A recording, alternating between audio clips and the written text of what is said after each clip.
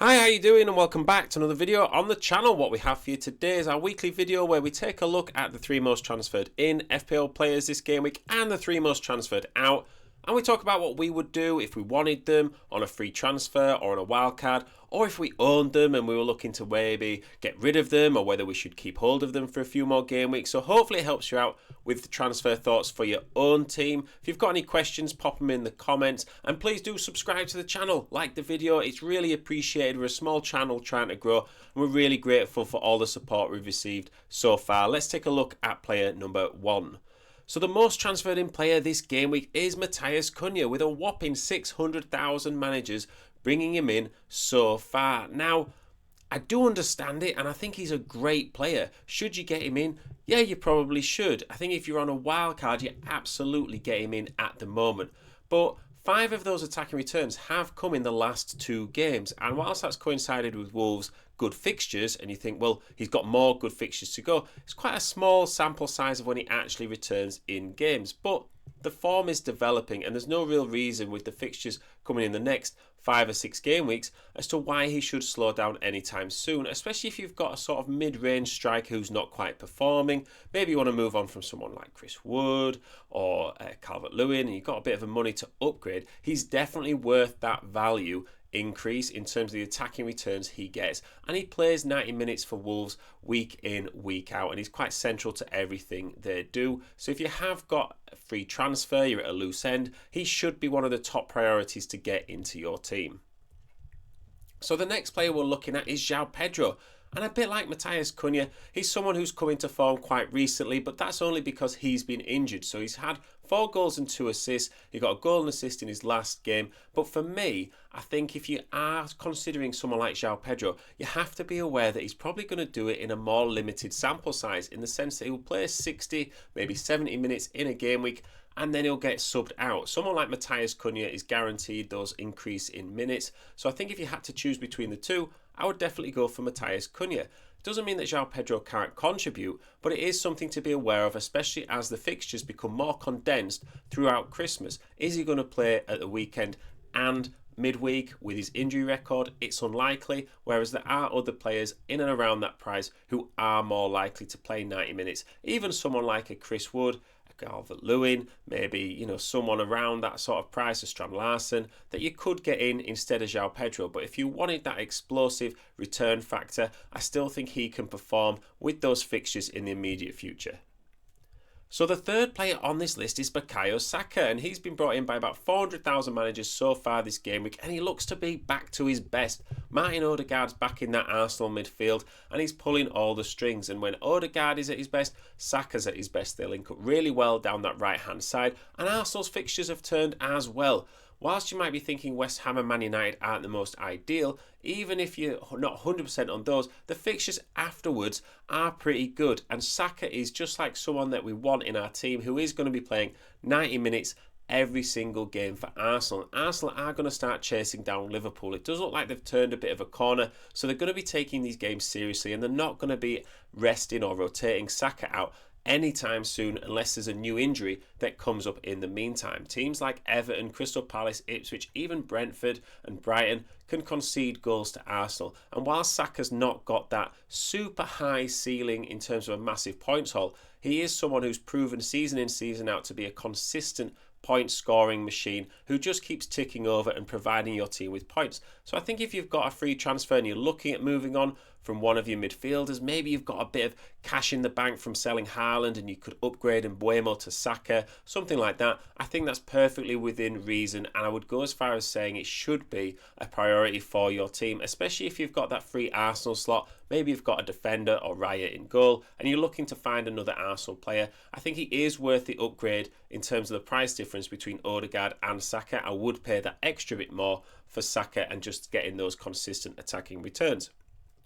So our first player on our most sold list is Erling Haaland. He's back here again, and he's been sold by over 500,000 managers so far this game week alone. And I do get it, because it's not the fact that he's not performing, because he has been getting chances and points probably are coming. It's just that he's not worth the value, right?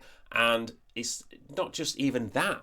It's what you could do with the value once you reinvest it. You could have Erling Haaland and not such a good midfielder, or you could have Salah and another premium like Saka. So I do completely understand the motivation for moving on from Erling Haaland, but I think if you're not doing it this game week, I probably would hold on to him. You know, a lot of people are selling him, and yeah, he's going to drop in price, which is something you should be aware of, as that's going to happen more and more often with the more people that sell him. But after the Liverpool game, Nottingham Forest, Palace, even Man United at home, Villa away, they're conceding goals. You've got Everton, Leicester, West Ham, Brentford and Ipswich all around Christmas. The schedule is set up quite well for Man City to turn it around, and it's really easy right now to sell Haaland because you almost do it in a bit of a fit of rage, right? He's not returned. I'm sick of Haaland. I'm going to sell him. But if you just take the emotion out of it and look at the fixtures coming up, he's not going to stop scoring forever. So I think if you're motivated to sell him and you've got a plan to A, get him back in, and B, how to reinvest the Haaland money elsewhere, absolutely go for it. I won't stop you to sell him because I've sold him myself in my own team.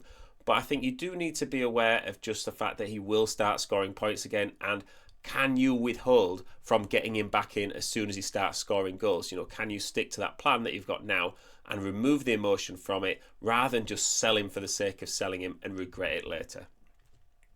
So the second player on our list for the most sold is Luis Diaz. And to be honest, I'm kind of amazed that people still own Luis Diaz, still owned by 22% of managers total. And a lot of those could be managers that have lost engagement within FPL over recent weeks with the international breaks, and they've just kind of had him in at the start of the season and forgotten about him. But I'm sure any active managers who are concentrating on the team moved off Luis Diaz within the last couple of weeks at the latest. But 180,000 managers have still sold him this game week, which is surprising because I didn't think A, they'd own him, but B, Liverpool's fixtures are turning round. The main reason people will be selling him is because he started coming off the bench a bit more, and that rotation risk is a factor. You know, I think even though they've got good fixtures, you would say Everton away, Fulham at home, that's quite nice. There's no guarantee that Luis Diaz will start in those games. So if he's not going to start in those matches, and then he starts in the more difficult ones, it's not really getting bang for your buck in terms of the value that he could offer if he was starting 90 minutes and playing 90 minutes every game. So I do understand why you sell him. Who would I get in instead of Luis Diaz? Probably someone like a Jared Bowen. I think that's quite a good price point. You know, straight swap Luis Diaz to Jared Bowen, and you don't really need more than one free transfer to do that.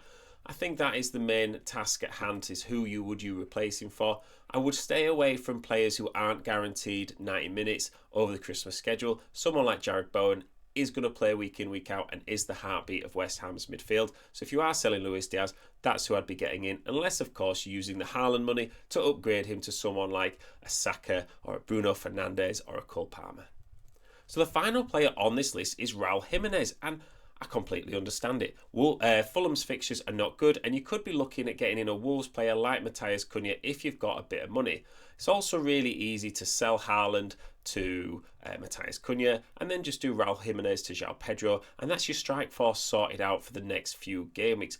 That single transfer as well, if you've not already sold Haaland, could be Raul Jimenez to João Pedro as a straight swap, and then you forget it. That move makes complete sense to me. I think you just do it, and even if João Pedro's minutes are a bit of a risk, you take that risk and you roll with it, because Raul Jimenez isn't really contributing at the moment, and Fulham's fixtures, you know, the Arsenal game, Liverpool game, even Spurs coming up, even though Vicario's injured now, I wouldn't really fancy Spurs at home to be conceding too many goals to Fulham with Fulham's state of play in the current time. And that Chelsea game is also away, so I just think, yeah, sell Raul Jimenez.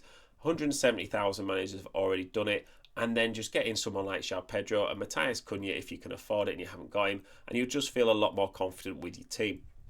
So are there any transfer questions that you've got? Drop them in the comments if you've got any questions about your own team as well, or there's any players that you think people should be getting into the teams or selling. Pop it in the comments and we'll always get back to you. It's great to chat FPL. Thank you very much for listening. Good luck in this game week. I will see you in the next one.